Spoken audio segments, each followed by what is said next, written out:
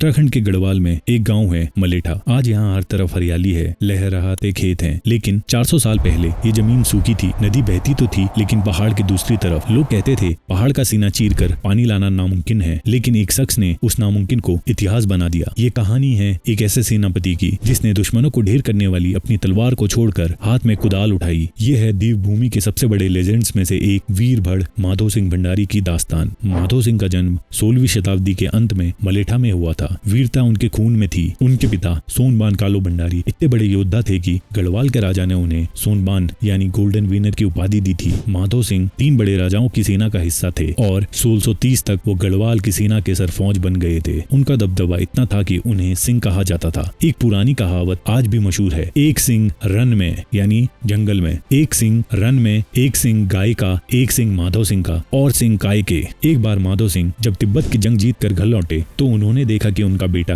गजे सिंह बहुत कमजोर हो गया था। जब उन्होंने अपनी पत्नी उदीना से वजह पूछी तो उन्होंने सूखे खेतों की तरफ इशारा किया। पानी के बिना वहाँ सिर्फ झंगोरा ही उगता था। झंगोरा एक तरह का मिलेट होता है जिसमें न्यूट्रिशन की बहुत कम मात्रा होती है। गांव की भूख देखकर माधो सिंह का दिल बैठ गया। उन्होंने अपनी तलवार रखी और कसम खाई, जब तक चंद्रभागा नदी का पानी मलेठा की मिट्टी को नहीं छुएगा माधो सिंह चैन से नहीं सोएगा। नदी पास ही थी, लेकिन बीच में था एक विशाल पथरीला पहाड़। माधो सिंह ने 2 किलोमीटर लंबी कैनाल यानी कुल का नक्शा बनाया। सबसे बड़ा चैलेंज था कि एक ठोस चट्टान के बीच से 225 फीट लंबी टनल निकालना। 400 साल पहले बिना किसी मशीन के उन्होंने सिर्फ छेनी और हथौड़े से पहाड़ को काटा। टनल को गिरने से बचाने के लिए उन्होंने बड़े पत्थरों को लोहे की कीलों से लॉक किया। ये डिजाइन आज भी मॉडर्न इंजीनियर्स को हैरान कर देता है, क्योंकि ये टनल आज भी सही सलामत है और गांव को पानी दे रही है। टनल तो बन गई पर पानी नहीं आया। लोक कथाओं के मुताबिक माधो सिंह को सपने में देवी ने दर्शन दिए और एक भयानक शर्त रखी, तुम्हारे कुल के वारिस की बलि। एक पिता के लिए इससे बड़ा इम्तिहान नहीं हो सकता था, लेकिन पूरे गांव की भूख मिटाने के लिए उन्होंने अपने बेटे गजे सिंह का बलिदान दे दिया। कहा जाता है कि बलिदान के लिए गजे सिंह खुद तैयार हुए। जैसे ही बलिदान हुआ, टनल से पानी का सैलाब आया और मलेठा हमेशा के लिए जिंदा हो गया। कहा जाता है कि इस त्याग के बाद उनके खानदान में फिर कभी कोई भड़ यानी योद्धा पैदा नहीं हुआ। ये उस बलिदान की कीमत थी। अपने गांव को हरियाली देने के बाद माधव सिंह वापस जंग पर चले गए। 1635 से 1640 के बीच तिब्बत के साथ बैटल ऑफ छोटा छेनी हुई। माधव सिंह बुरी तरह जख्मी हुए, पर वो हारना नहीं जानते थे। उन्होंने अपने कुछ सैनिकों को आखिरी आदेश दिया, मेरी मौत की खबर दुश्मन को नहीं मिलनी चाहिए। उन्होंने कहा कि उनकी मौत के बाद उनके शरीर को भून यानी रोस्ट करके कपड़े में लपेट दिया जाए और घोड़े पर सीधा बांध दिया जाए। कई दिनों तक तिब्बत की सेना सिर्फ उनकी परछाई देखकर डर के मारे भागती रही। ये सोचकर कि सेनापति आज भी जिंदा है।